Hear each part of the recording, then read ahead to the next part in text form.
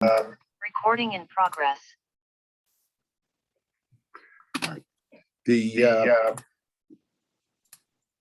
This week's share will focus on Parshas Bereshis, on Simchas Torah, Shmini Atzeres, and a little bit about Sukkot also.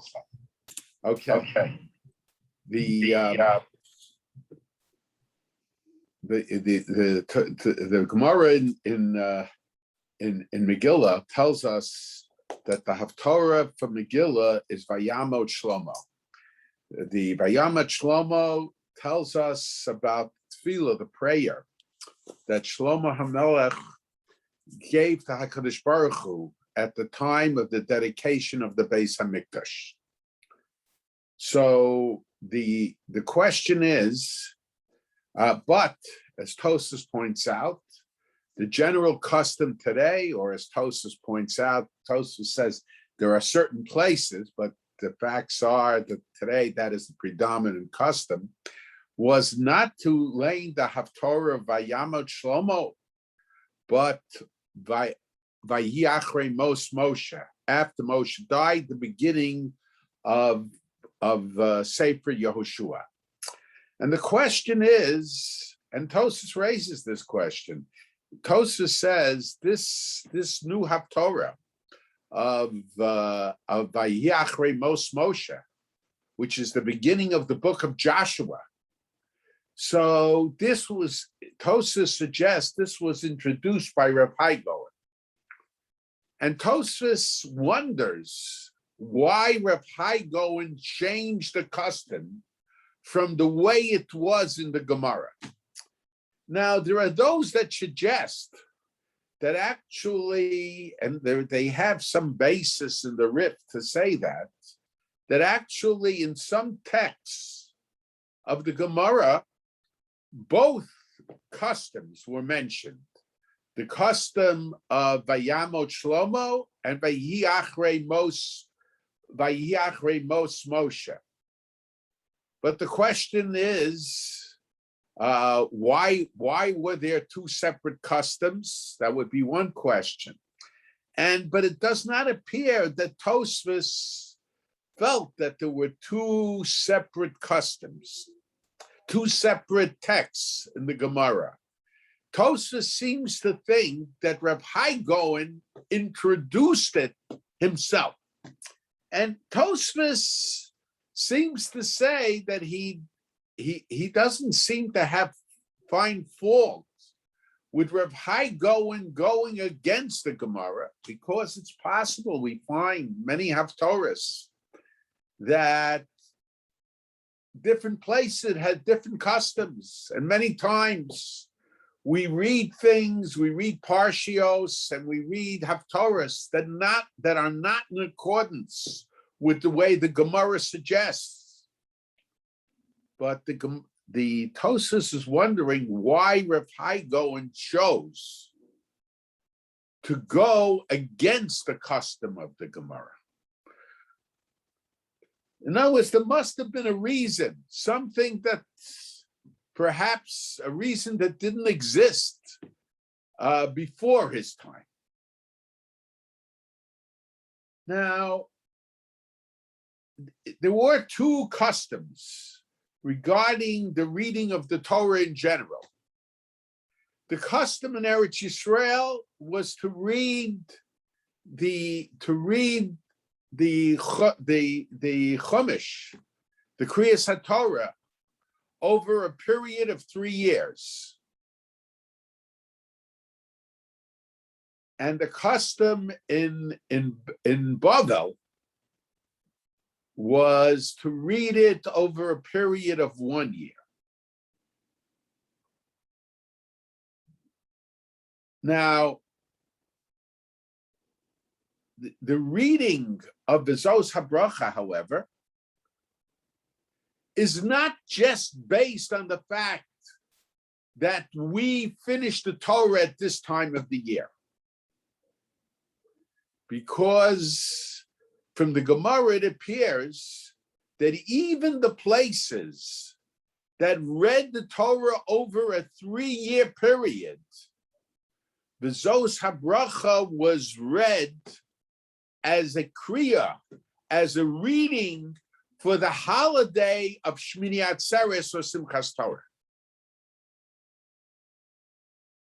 Now, so the question is, but when you take a look at V'zos habracha, that speaks about the death of Moshe, that speaks about the blessings that Moshe gave the different tribes of Israel, one wonders, why is it that we read V'zos habracha as a yontav laning?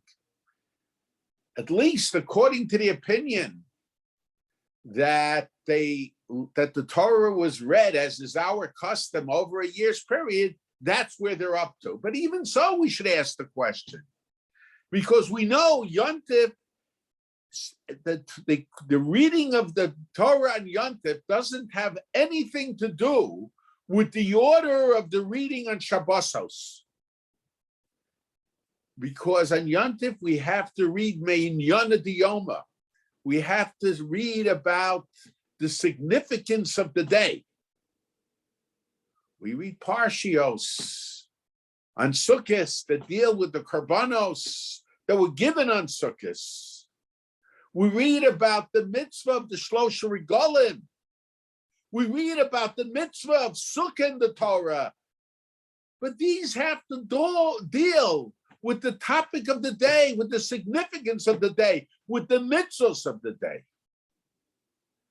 But why do we read V'zos habracha?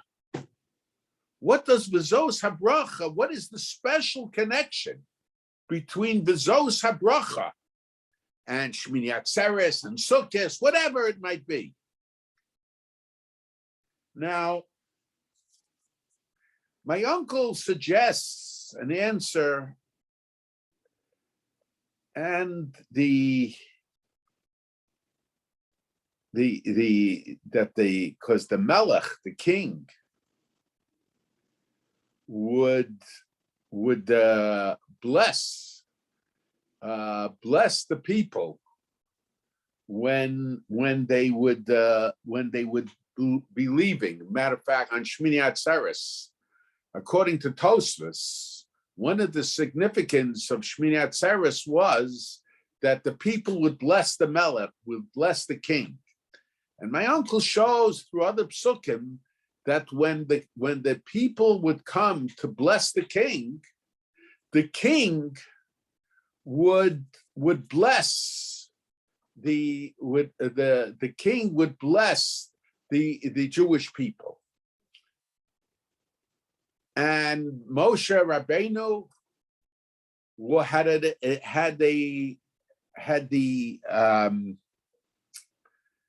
the status of a melech. He had the status of a king, as we say in V'zos habracha, Vayi b'shurin melech, b'sasek rashiyam yachad shiftei Yisrael. And as my uncle points out, that's the introduction to the bracha. Moshe Rabbeinu is recognized as the king of the Jewish people. So, and it is in that capacity that he gave the brachos. So we have to understand. So that's the reason my uncle suggested that we read V'zos habracha, because in a sense, Moshe Rabbeinu in the Sedra, he's departing from the world, and Shmini Atzeres was the time the people would bless the king, and according to my uncle, the king would then bless the people. So consequently, there is a special connection between V'zos habracha, which talks about Moshe Rabbeinu being king and blessing the people, and Shmini Atzeres, when the people would bless the king, and in return, the king would bless the people. But to me, it's a little, I think this needs further explanation, because it really doesn't deal so much with the idea of Shmini Atzeres, the significance of Shmini Atzeres, the significance of Simchas Torah. Simchas Torah is the second day of Shmini Atzeres in Chutz La'aretz. Now, the Gemara tells us in Menachos and in other places that the last 8 psukim of the Torah, Yochid Korei Yosam, an individual reads them. And there are all kinds of explanations. I'm not going to go into all the opinions about it now, but there are some that explain, I think it's the Mordechai's opinion, that Yochid Korei Yosam is that an important person. We say Yochid, a special person, the special person, which was assumed in those days to be the Talmud Chacham, the Chacham, the rabbi of the community. He would get the last aliyah with the last 8 psukim of the Torah, even though there is some doubt, there is a dispute whether Moshe wrote the last 8 psukim or Yehoshua wrote the last 8 psukim, but even according to the opinion that Moshe wrote the last 8 psukim, so the Gemara says these last 8 psukim, they have special significance because they deal with the period of time after Moshe Rabbeinu died.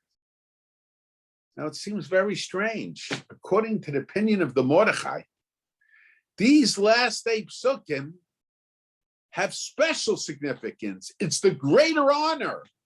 It's the honor that we give to the person who is the outstanding individual of the community.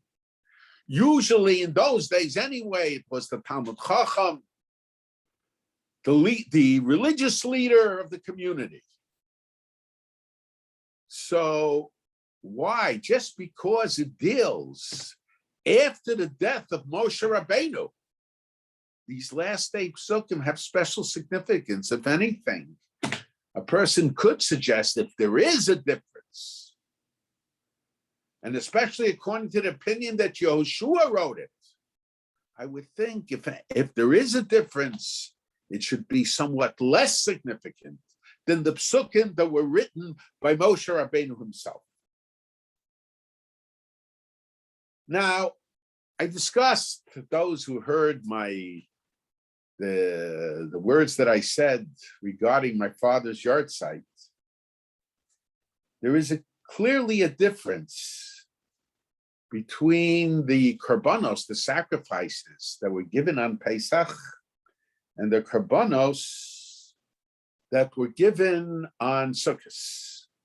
On Pesach, the korban musaf, the musaf sacrifice, the additional sacrifice, over and above the daily sacrifice. Every day of Pesach was the exact same sacrifice. However, in Sukkot, the sacrifices each day was different. And the question is, and because of that, there's a difference in the way we say Hallel. Sukkot, every day we say all of Hallel.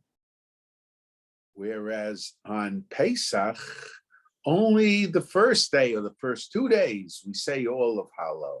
We say half Hallel. Why?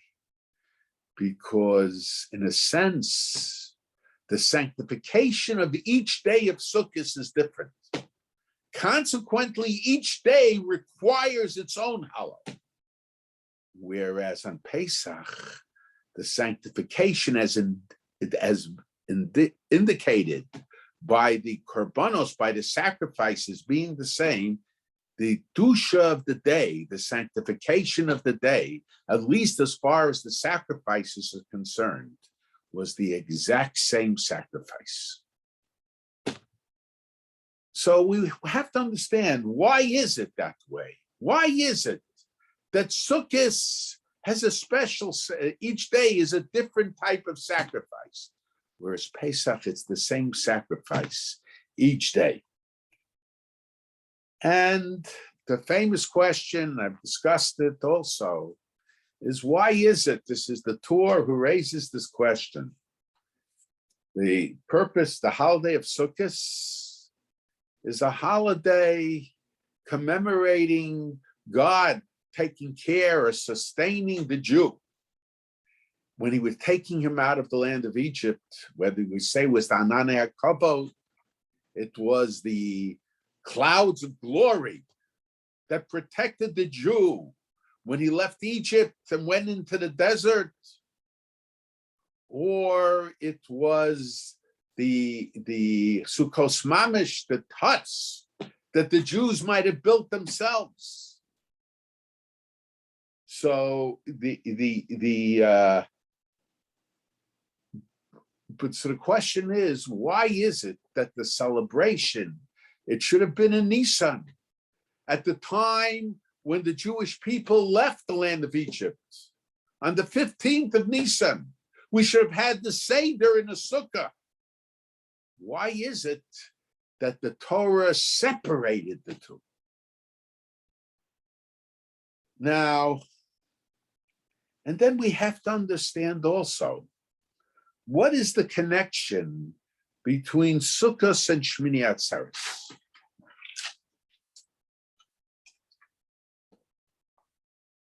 Now,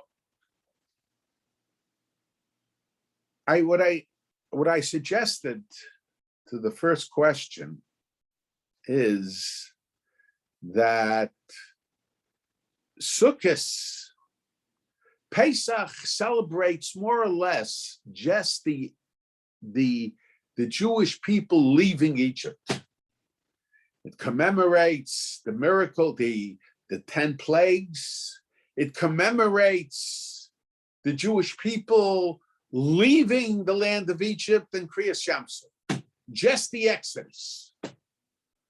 Whereas Sukkot, on the contrary, Sukkot commemorates God taking care of the needs of the Jewish people throughout their whole traveling in the desert.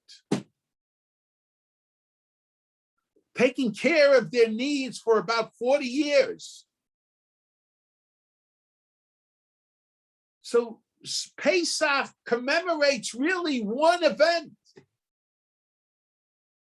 whereas Sukkot commemorates the day-to-day miracles that took place in the desert. And each day is different. Each day had different needs. Of course, there were certain things that were consistent. The man,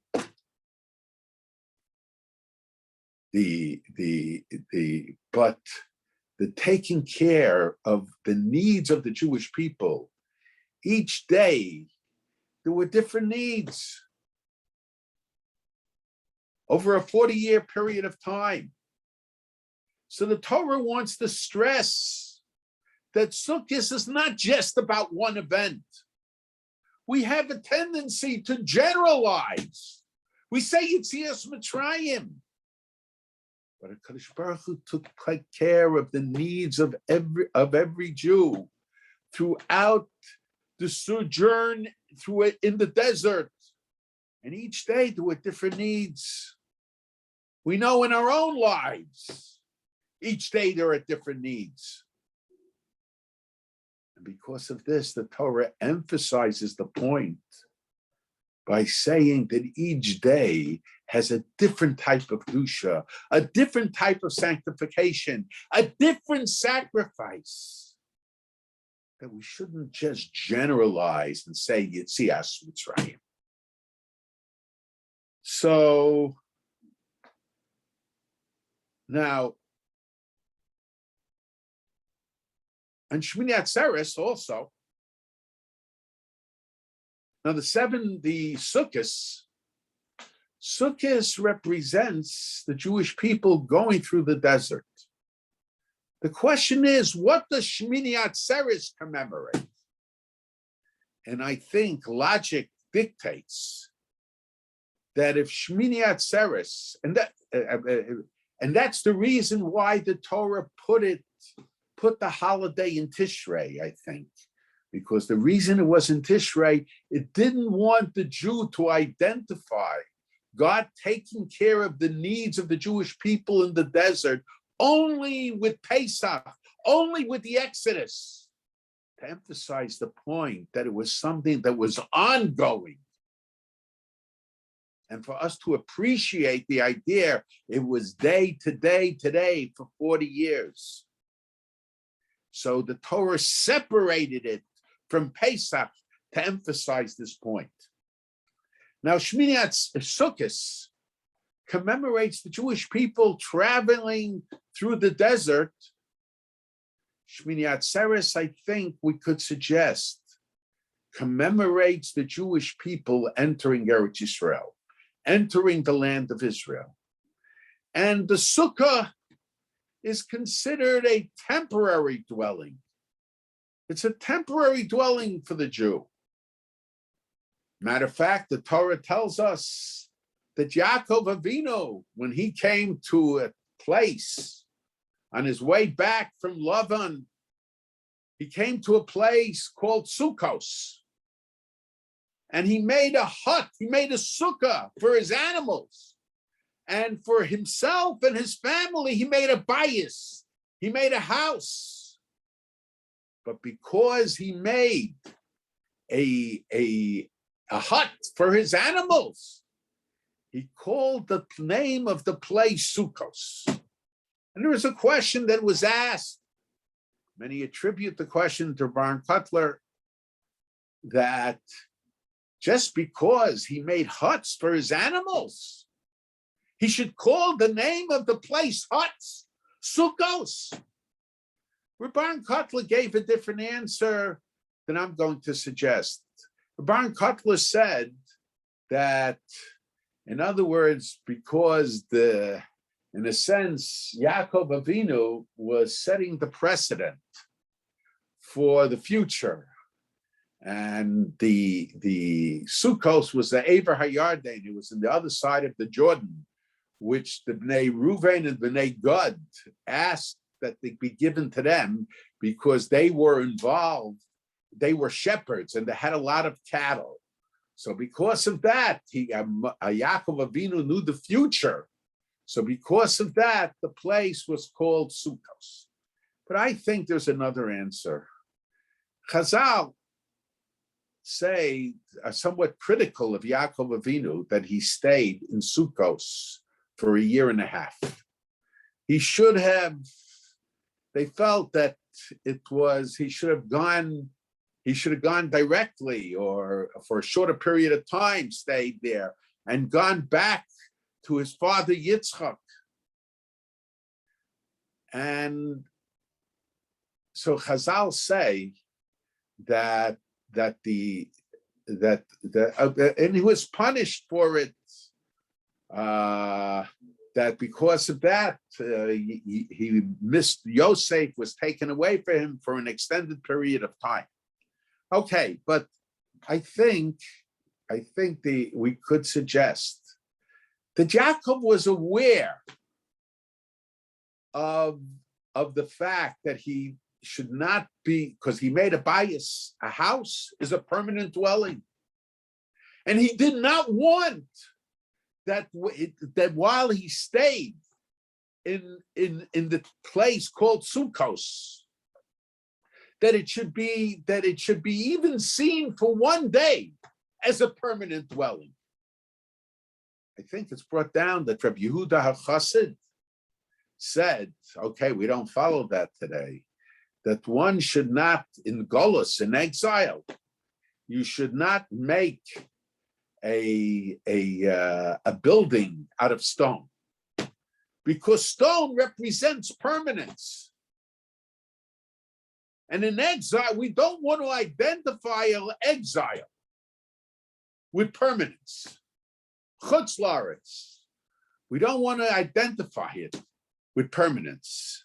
And at that time, the other side of the Jordan was not yet considered Eretz Yisrael. That was not from the lands that were given over to Avraham Avinu. It might have been promised to Avraham Avinu, but it was not given over to Avraham Avinu. So Yaakov wanted to show that he had no intention of staying there, on a permanent basis. And because of that, he called the place Sukkos, which is a hut, which is a temporary dwelling, even though he made a bias for him and his family, a house for him and his family. But the place he didn't call bias. He didn't want people, he didn't want to give the impression that it was a permanent dwelling for him. So he called the place Sukkos. That's what I think the true answer is to the question.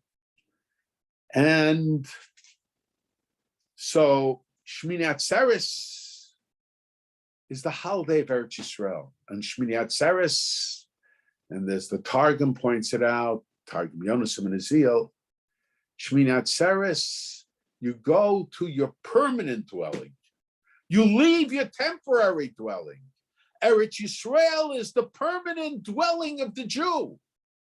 We can be in Golus for thousands of years, but it's only our temporary dwelling. That has to be our attitude. And in truth, it is our temporary dwelling.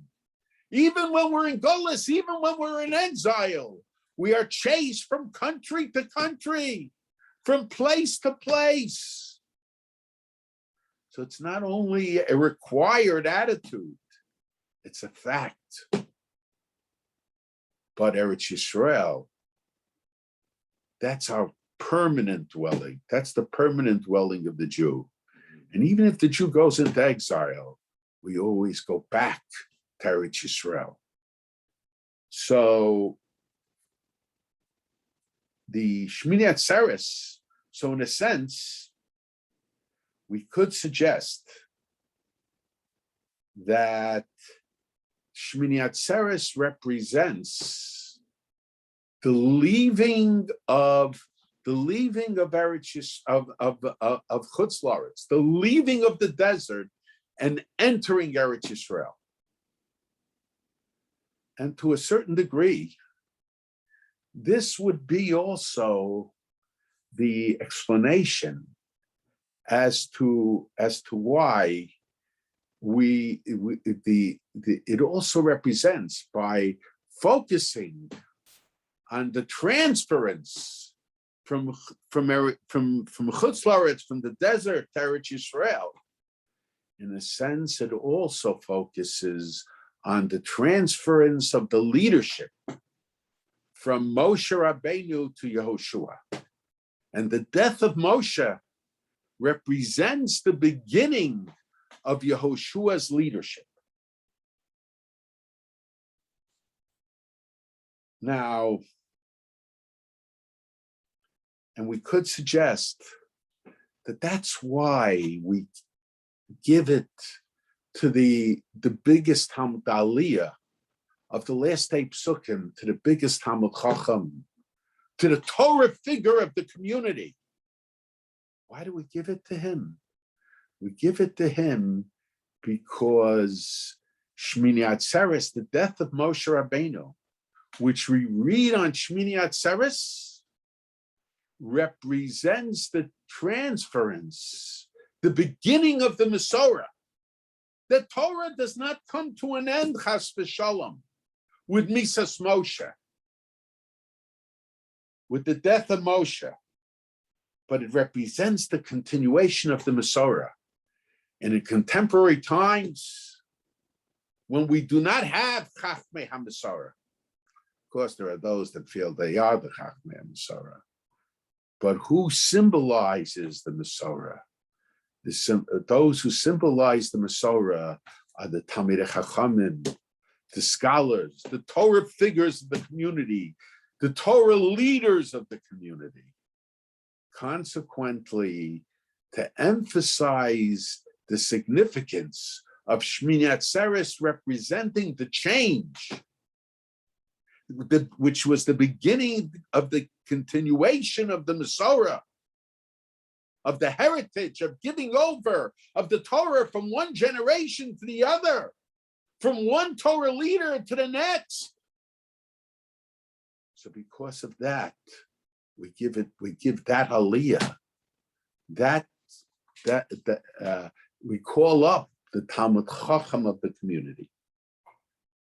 And it's very interesting when you take a look at the different regalim, the different holidays. So the first holiday is Pesach, and then is Shavuos, and then is Sukkot. And in a sense, especially these three holidays, when we celebrate these three holidays, and we, from a yearly perspective, so in a sense, we are, and we put these holidays together in our minds, we are re-experiencing the journey of the Jewish people in the desert.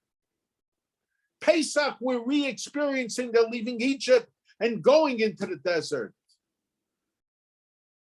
On Shavuos, we're re-experiencing the receiving of the Torah at Har Sinai.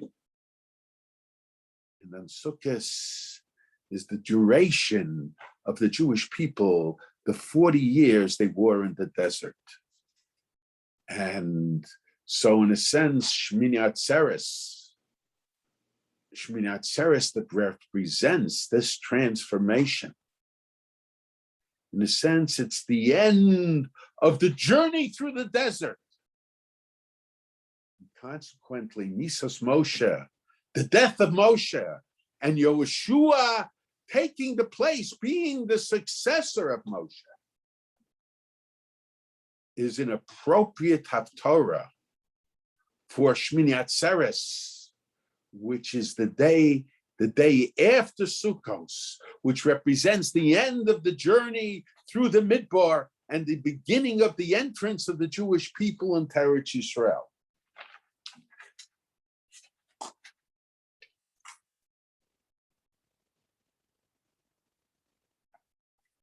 Now, and we could suggest that the reason we have to emphasize in Shmini Atzeres that Moshe was a king is not just to realize the high position that Moshe Rabbeinu had, but on the contrary, to recognize that even Yehoshua, as the successor to Moshe Rabbeinu, being the successor to Moshe Rabbeinu, he also had the halacha of a king. No one could contradict what Yehoshua said. So perhaps even more than to, so we're emphasizing Moshe Rabbeinu's role as king on Shmini Atzeres in order to understand the position that Yehoshua was taking over or succeeding. But there is another issue that I think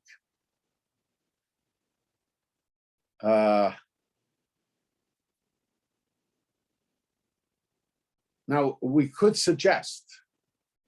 Now the custom of Hai Goen, he said not to follow the Gemara, but he instituted to use the Haftorah for Yomas Moshe. The question is, why did Rav Hai Goen choose something different than what the Gemara suggested? I would think that possibly, if we don't accept the idea that some suggest that the Rif felt that there was a text that says that was one of the customs that existed. And even if it was one of the customs that existed, we clearly see that Rabbi Hai Goen was pushing to that the places that had the other custom of Vayamot Shlomo should change over to Vayomas Moshe to Joshua. Why is it that way? But I think and this to a certain degree, but not the exact same way I said it, I heard from my father, and I saw in Sfarim that the custom of a Yamot Shlomo was considered appropriate, where you had the Bayamot Shlomo was considered appropriate where you had they read the Torah over a 3-year period.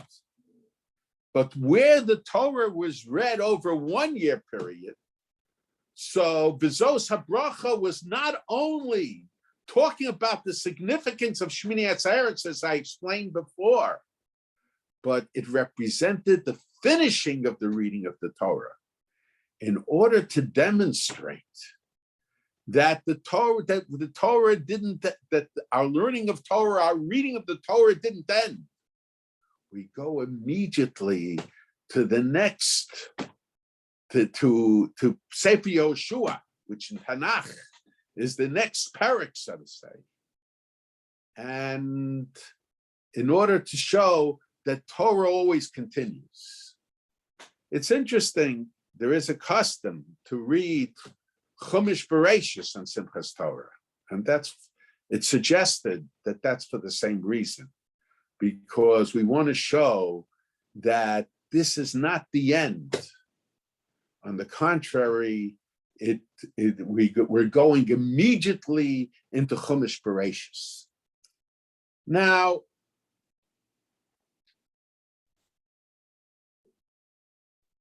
I think that we could suggest an additional reason. I'm not saying, but I think what we have to understand is that the question is, why did Rav Hai-Gaon say to change? Why did Rav Hai-Gaon say to change the custom of the Haftorah? I think the reason is because at that time there was conflict between the Gaonim of Bavel and the Rabbanim or the Gaonim of Eretz Yisrael. You see, the Rambam in his Perush HaMishnah is very critical. He talks very much against the Gaonim, but he wasn't talking against the Gaonim of Bavel. He's talking about those in Eretz Yisrael who had the position of Gaonim in Eretz Yisrael. And there was a great conflict, almost so much so that there was even a disagreement between Rav Hai-Gaon and the Gaonim of Eretz Yisrael and how to do the calendar, which would have affected the observance of Yontif, which days to observe Yontif.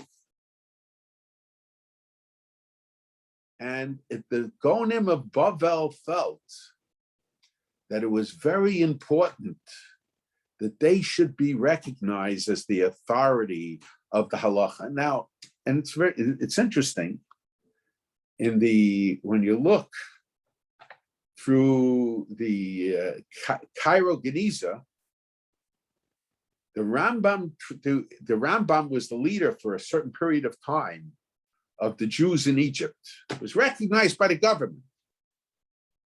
And the Rambam, and there were in Cairo, there were three communities. There was the Iraqi Babylonian community, there was the Eretz Yisrael community, and there was the Karaite community. Interestingly enough, whoever was the head of the Jewish people from a government perspective was considered the head of all three communities.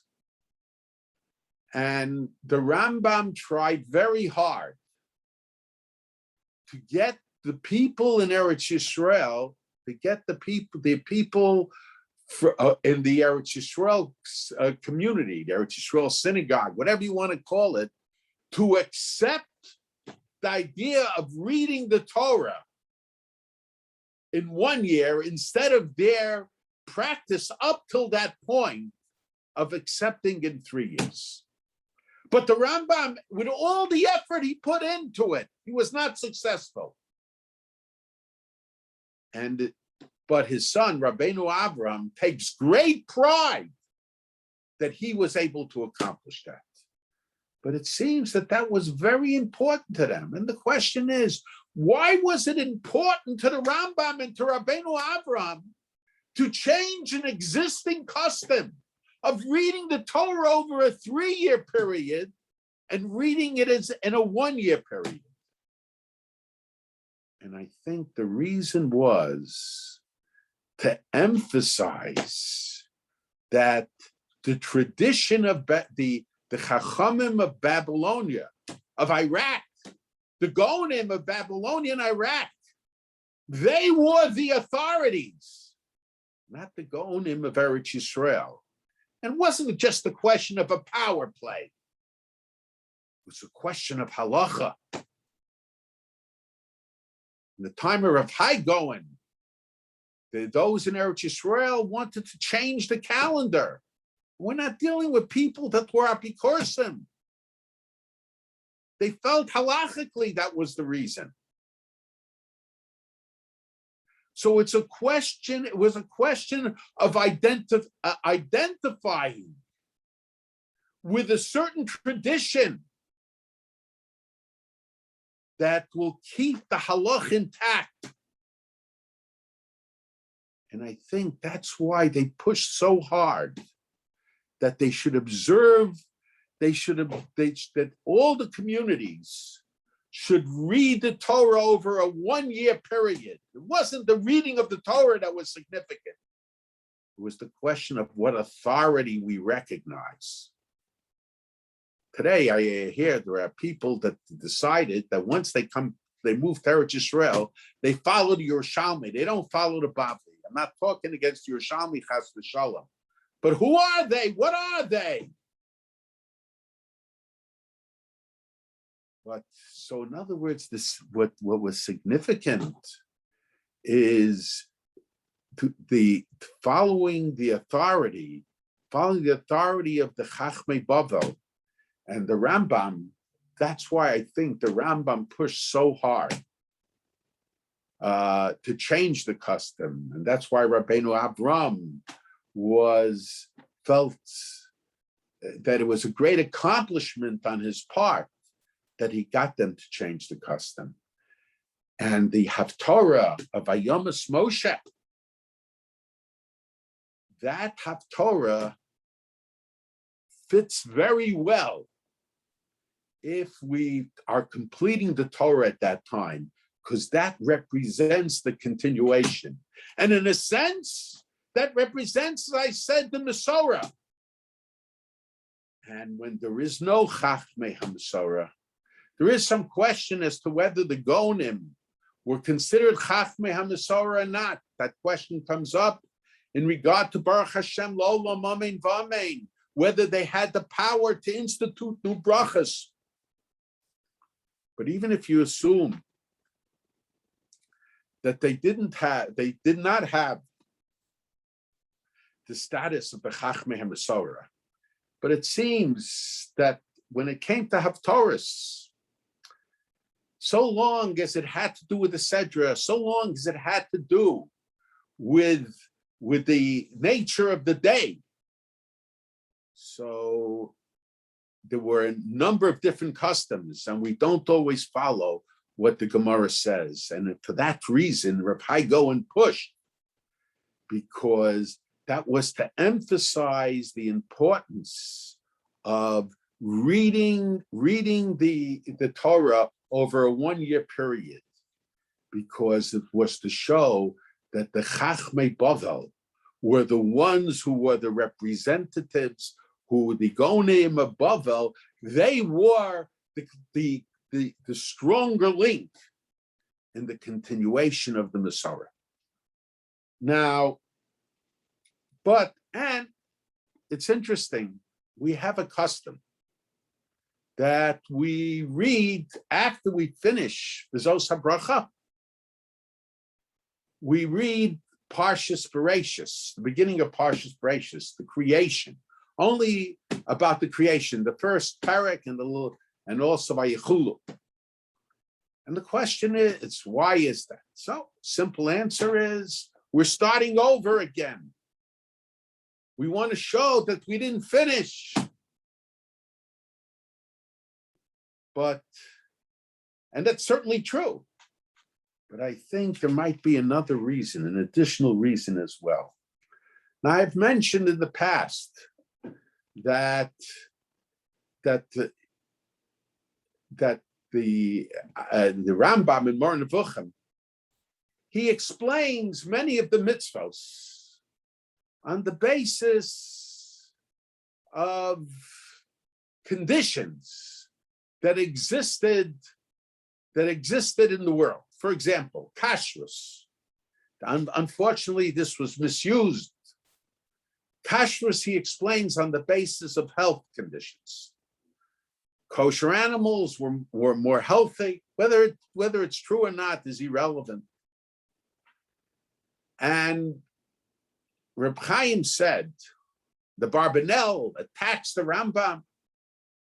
But the Rambam, even though he was a doctor, the Rambam was not giving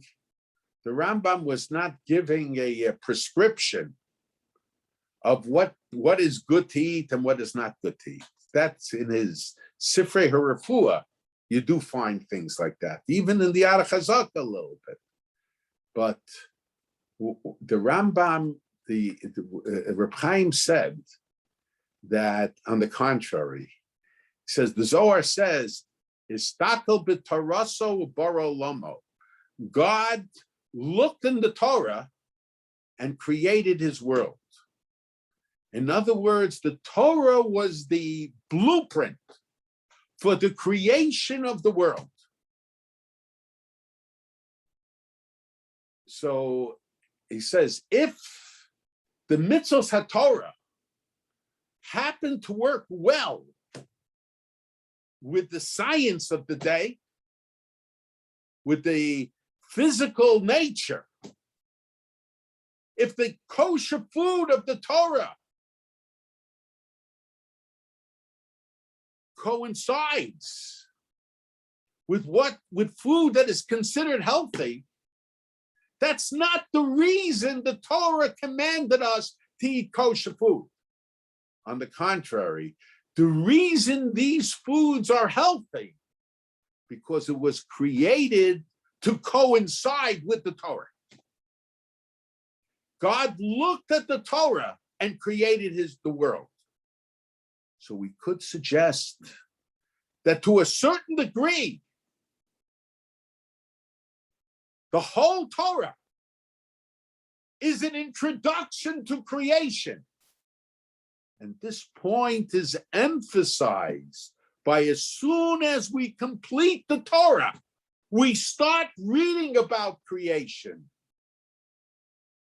Because the Torah that we just completed is the introduction to creation.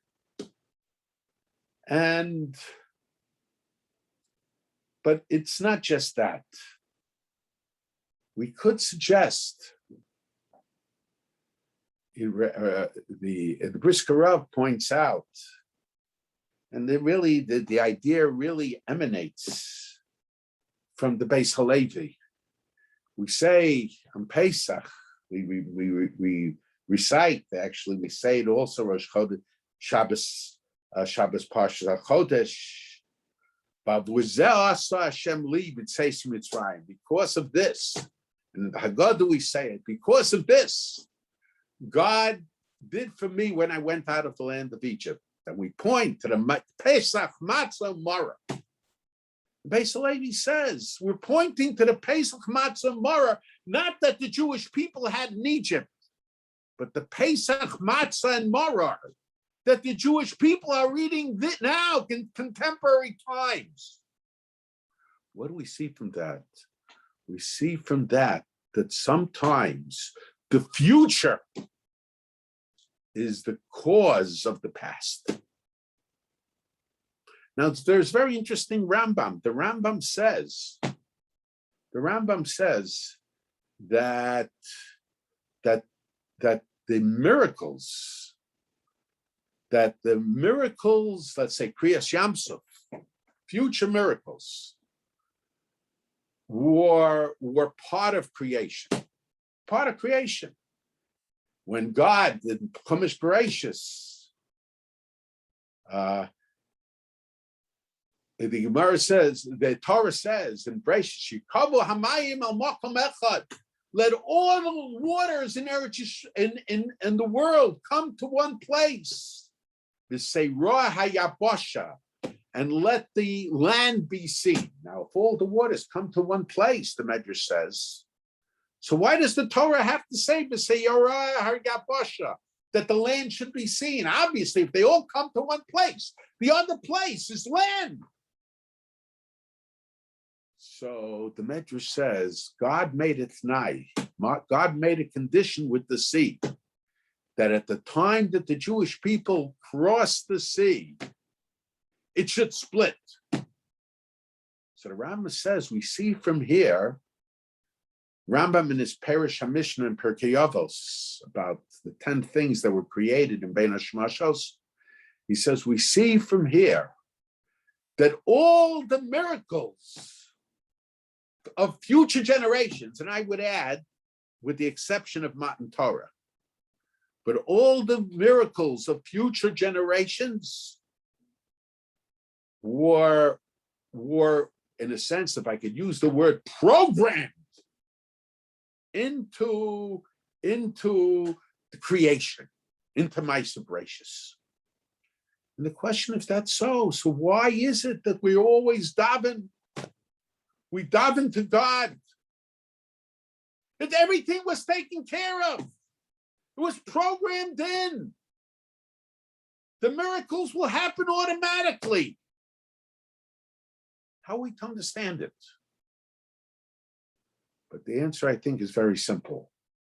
You know, scientists now, of course, they don't even begin to understand. But scientists now try to explain certain miracles with scientific things, that this happened and that happened and the sea split because a wind came, whatever it might be, all kinds of things coming together at the exact same time. And even though they certainly don't understand what they're talking about, but the general idea might be true. It could be that the laws of science that were created at the time of creation were created in such a way that the miracles could work through the laws of science. But you needed many things to come together. You take a look at the daily weather report. There's types of winds from this side, types of winds from that side, water coming from that side. You have to figure it all out. That's part of regular nature. But we have something supernatural. We can't even begin to comprehend how that should happen. But it's possible that that's what the Rambam means. In other words, God created nature in such a way that the laws of science, when all the things come together at the right moment, at the right place, so physical miraculous events should take place. But who brings it all together? That's HaKadosh Baruch Hu, Shem Havaya, the God who controls the world, who gives the world its ability to continue. That's the idea. Istakel b'taraso, we could say, Istakel b'taraso bara olamo. The miracles that are mentioned in the Torah were taken into account when creation took place. So the whole Torah is an introduction. The whole Torah is an introduction to Ma'aseh Bereshis, to emphasize this point. And as the Brisker Rav points out in his first piece in his Chedushim on the Torah, Rashi says, Bereshis bara Elokim es Shemayim ba'aretz Bereshis. The world was created B'shvil Yisrael, for the Jewish people, for the Torah. In other words, the things that were later were the cause of the way the world was created. And this is a much larger concept. We see from here that that sometimes history is not just based on the past event. Of course, we talk about the past event, cause-effect relationship, the past event causing the future event or the present event. But to a certain degree, the future event causes the past event. This is something that Beis Halevi emphasizes. Now, my father would always say that the whole reason the UN came into being is that there should be a state of Israel. And the proof for it is that they never did anything since then. So it was the creation of the state of Israel that necessitated the creation of the UN. And this is a concept that goes throughout the Torah. And, I mentioned very often, there's a question whether we wear tefillin on Chol Hamoed or we don't wear tefillin on Chol Hamoed. And from the Rishonim, it appears that if someone held that certain forms of work, are prohibited in Chol Hamoed, then for sure you should not put tefillin on. Prohibited biblically. However, the problem is, Rashi's opinion is that Chol Hamoed forms of work are prohibited biblically. And of course, Rashi admits Chol Hamoed is special because it has mitzvahs associated with it. It has special holiness of the day. And yet Rashi's opinion is also that we wear tefillin on Chol Hamoed. So the question is, why, according to Rashi, should we wear tefillin on Chol Hamoed? After all, work is prohibited. Certain forms of work are prohibited on Chol Hamoed. And Chol Hamoed has mitzvahs associated with it. It has the sukkah. It has lulav and esrog associated with it. It has the prohibition of chametz associated with it. So why should Rashi hold that you put tefillin on Chol Hamoed? And I said Chol Hamoed, the significance of Chol Hamoed is that it's the days between two Yom Tovim. Between two Yom Tovs. And it gets its sanctification from the two Yom Tovim, at the beginning and at the end. In other words, the sanctification of Chol Hamoed doesn't come from itself. The sanctification of Chol Hamoed comes from the Yom Tov at the beginning, and it comes from the Yom Tov at the end. In other words, what is the idea of the beginning and the end? The beginning of the end means that the past or the beginning has an impact, but Chol Hamoed is before the last days of Yom Tov. Yet, nevertheless, Chol Hamoed absorbs the kedusha, the sanctification, the significance, some of the significance of the Yom Tov that comes after it, of Shmini Atzeres, of Shvi Shel Pesach. What is this idea? The idea is that the significance of days, of events that take place during days, of days that commemorate events, is influenced by what came before it and what came after it. In other words, we have to know, Istakel b'taraso bara olamo. Istakel b'taraso bara olamo is not just limited to the Torah.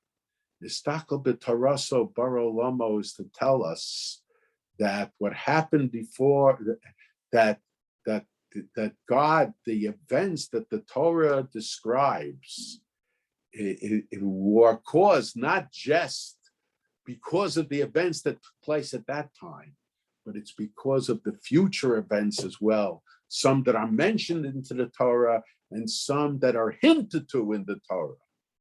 But time is affected both by the events before it and the events after it. It's a stakel b'Torah so bara olamo. That's why we could suggest an additional reason why we, as soon as we finish the Torah, we read Ma'aseh Bereshis, the creation, because it's the events of the Torah and the events that are hinted to in the Torah that affected the way the world was created. Okay.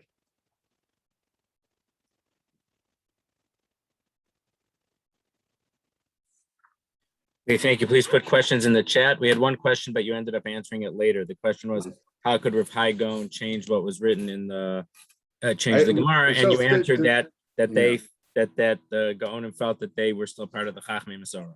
So I think that answered the question. That's what. Well, the only thing is, from the Rambam, it appears that he did not feel that the Gaonim were part of the Chachmei Masorah. From Rabbeinu Yonah, it appears that they did feel that way. But from the Gaonim, it appears. But two things. It seems that when it came to Haftorah and some of the Kriyos, it was not, what was mentioned in the Bavli was not considered the final word, because there were other customs as well.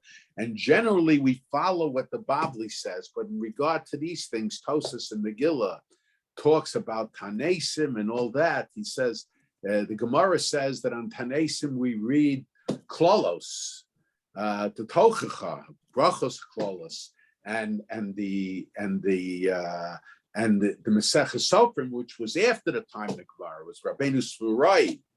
So some say it's the Gonim.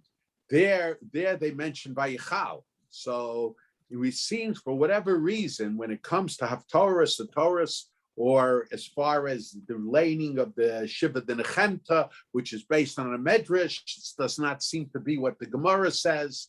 So when it came to Haftorah, these customs, there were many customs that existed, and sometimes the deciding issue came later. It's also about that would explain also the different minhagim for Haftorah. Sephardim sometimes have one Haftorah, Ashkenazim have another Haftorah. So all that could be explained on that basis. It doesn't explain when Chabad has a different custom. Okay. They certainly were after Chachmei Masorah. No, so they follow. I would suggest that they follow the minig of the Ari, which so that's they might follow the minig of the Ari.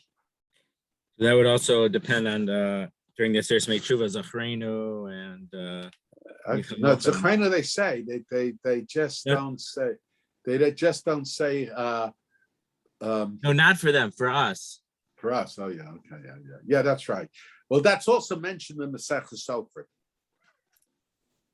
That's mentioned in the Masechah Sofrim. That's correct. Well, let's say the Rambam though is not as bound as things in Masechah Sofrim, because he feels it was after the Gemara was. That's right. But apparently, even according to Rami, would L'chatchila say that. There are Shitos Rishonim that if you don't say Zachrenu L'chaim, you have to repeat Shemon Esrei. So they probably held that the Gonim had a din of Chachmei HaMasorah. But we paskin, you don't have to repeat the Shemon Esrei. No, but for example, and this was yesterday, according to Minhag Yisrael, they made a bracha if they read Koheles from a clap, because Masechah Sofrim says you make a bracha, whereas the Rambam doesn't mention making the bracha. Yeah, of course, that's right. So the Rambam rejects that. That's correct. He probably felt that the Gonim did not have the power to create brachas.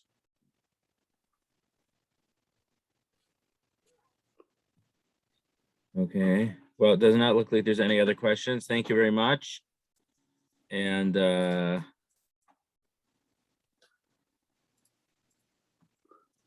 everyone have a good week and a good Yantif. Okay. And Amir Tashem, next week again, we will have share next Sunday. Yes, believe better. So take a look out, keep a lookout for the email at the end of the week. Yeah. Okay. Everything should go well. I mean, Chag Sameach. Okay. Thank you.